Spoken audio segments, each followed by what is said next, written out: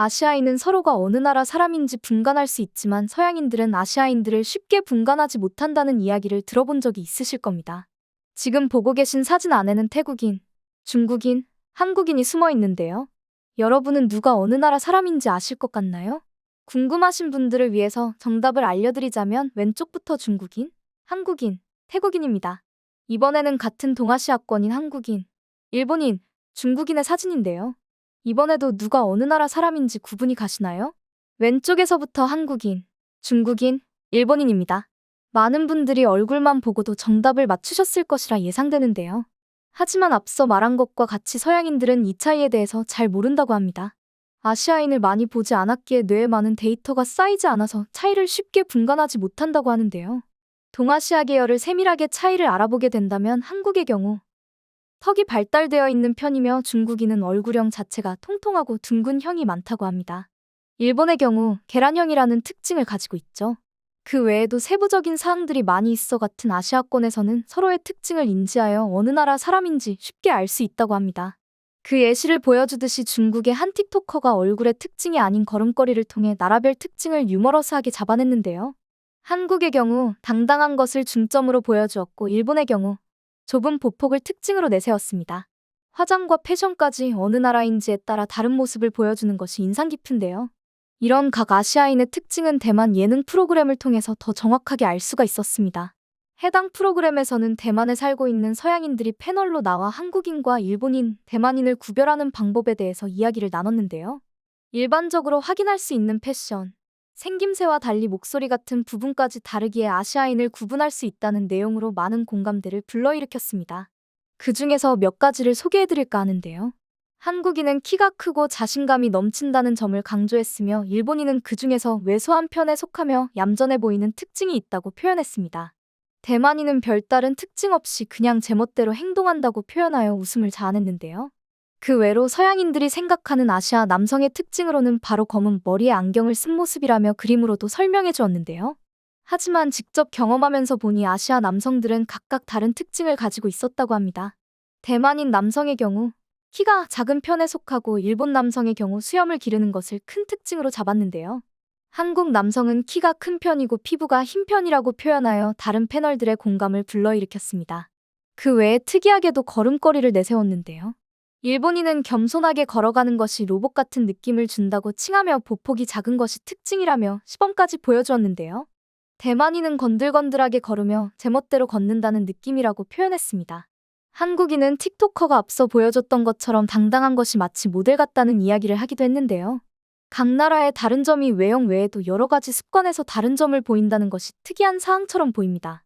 물론 모든 사람에게 적용되는 것은 아니지만 대부분 이런 성향을 띠고 있다며 서양인의 눈으로 본 아시아라는 점에서 와닿는 것이 남다른데요. 이런 특징들을 실생활에서도 느꼈다는 사례를 발견하게 되어 여러분께 소개해드리고자 합니다. 해당 사연은 아사나스 내용을 바탕으로 재구성된 스토리입니다. 안녕하세요. 저는 미국 대학교의 사회학과 교수인 프레디라고 합니다. 저는 다른 몇몇 교수들처럼 유명하지도 않고 유명해질 마음도 없는 사람입니다. 그럼에도 불구하고 교수라는 직업을 택한 이유는 더 많은 연구와 공부를 할 수 있다는 판단에서였는데요. 특히나 저는 아시아권에 관심이 많았습니다. 태어나면서 미국에서만 쭉 살았던지라 다른 세계에 대한 궁금증이 굉장히 많았거든요. 더군다나 저에게는 몸이 불편한 형제도 있다 보니 어린 시절에는 여행을 다니는 것은 생각할 수도 없었습니다. 그래서인지 더 넓은 세상에 대한 열망을 공부로 풀고는 했죠. 덕분에 지금의 제가 될 수 있었던 거겠지만요. 관심이 가던 나라는 어느새인가 제가 좋아하는 나라가 되어 있었죠. 그 중에서도 가장 애정이 갔던 나라는 바로 한국이었습니다. 특히 다른 아시아권보다 특별한 인상을 준다고 생각했습니다.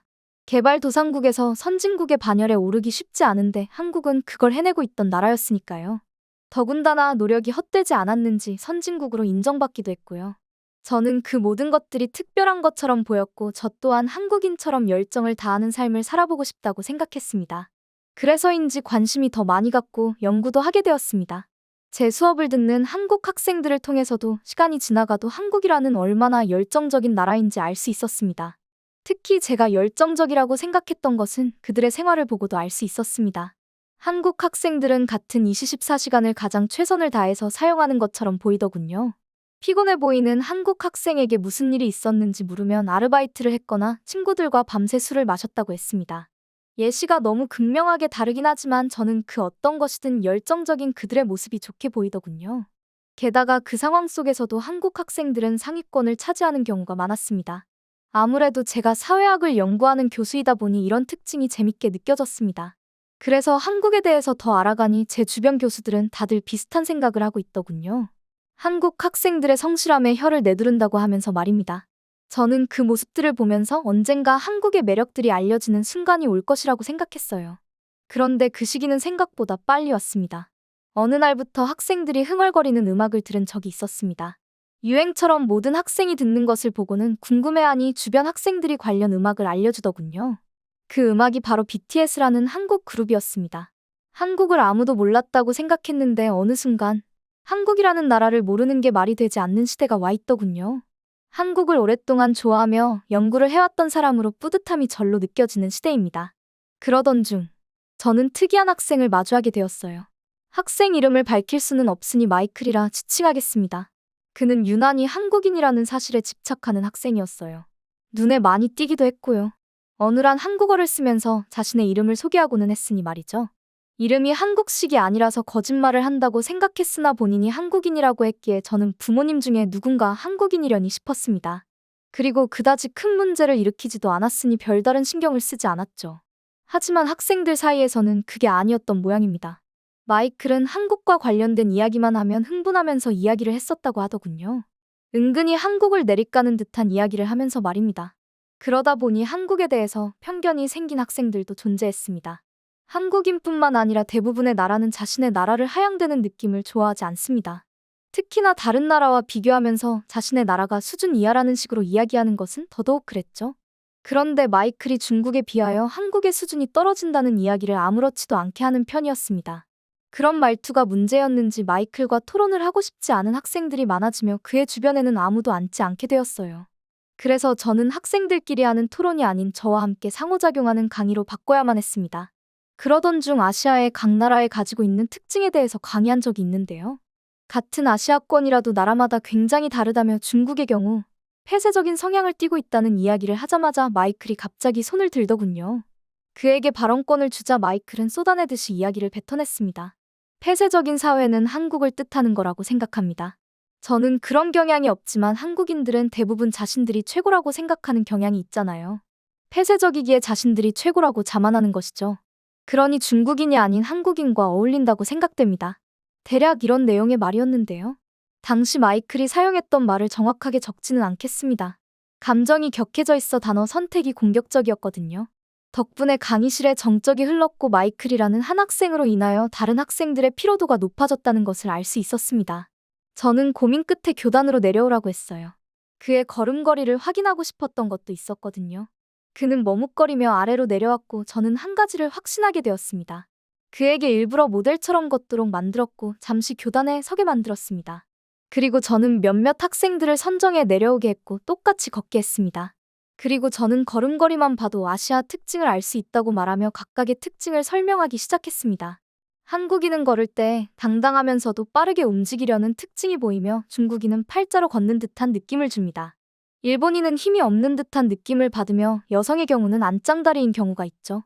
유전자적인 특징이 아니라 사회적인 영향이 걸음걸이에도 영향을 준 것입니다. 그래서 저는 그 방법을 통해 제가 불러낸 사람들의 국적을 맞췄더니 다들 놀라더군요. 놀라지 않고 당황한 사람이 한 명 있었는데 그는 바로 마이클이었습니다. 제가 그에게 중국인인지 물었기 때문이었죠. 곧바로 그렇지 않다라는 말을 하지 못한 마이클을 보면서 저는 중국인임을 더 확신하게 됐습니다. 저는 굳이 마이클의 국적을 따져 묻지 않았습니다. 제가 모든 국적을 맞출 수는 없다는 것을 알리며 그들이 다시 자리로 돌아가게 했습니다. 이야기를 보신 분들이라면 그 자리에서 제대로 한 방 날려주지 않아서 답답하실 수도 있겠지만 교수가 학생을 버릴 수는 없는 노릇 아니겠습니까? 그날 이후로 이상하게 마이클은 보이지 않았습니다. 그리고 나중에 마이클이 저를 찾아오더니 죄송하다고 하더군요. 자신은 중국인이라고 하며 지금까지 한국인인 척한 이유를 알려줬습니다. 다른 사람의 오해로 인해 한국인으로 잘못 소개했던 적이 있었는데 주변인들의 시선이 달라진 것을 느꼈다고 하더군요. 그래서 어디에서든 한국인이라고 소개하는 것이 습관이 되었고 자신감이 올라가는 듯한 느낌도 받았다고 합니다. 하지만 어느 순간부터 한국인만 좋게 보는 그 시선이 부러워졌고 중국인의 이미지를 올리고 싶은 마음에 그런 행동을 하게 되었다고 하더군요. 뭔가 이해가 가지는 않지만 그래도 자신의 나라의 위상을 올리고 싶은 마음에 생긴 일인 것은 확실했습니다. 저는 그 친구에게 중국인 이미지를 바꾸고 싶다면 스스로 중국인임을 밝히고 좋은 행동을 하면 된다고 조언해주기는 했습니다.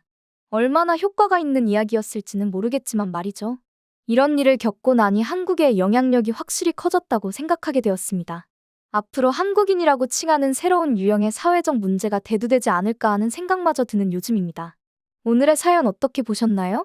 한국의 인기가 급부상하면서 한국인을 사칭하는 사례가 점차 많아지고 있는 추세라고 합니다.